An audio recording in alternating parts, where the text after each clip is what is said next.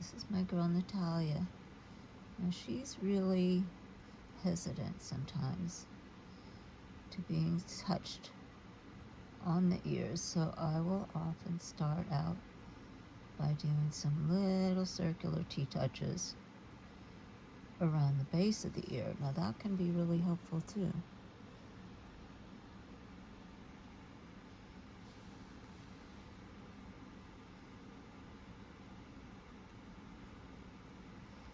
And just around the head to get her, start to get her used to being touched around the ear.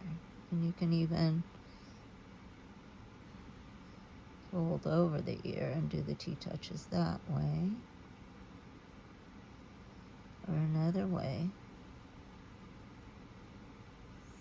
is to do the circular T-touches with your thumb. Now you can see I'm doing a 1.25 movement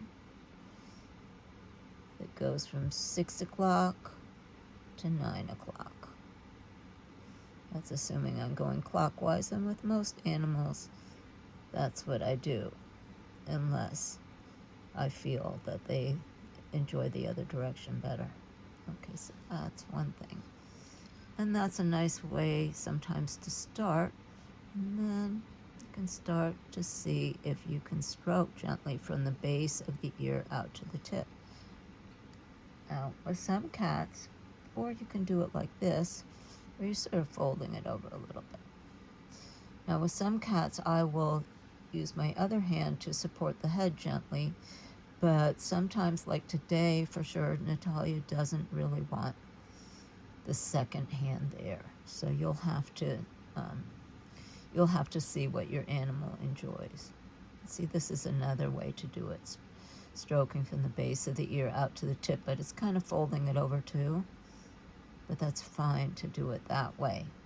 So this gives you some different options of things to try. And you can even gently hold on to the ear and do a 1.25 movement. That's another way.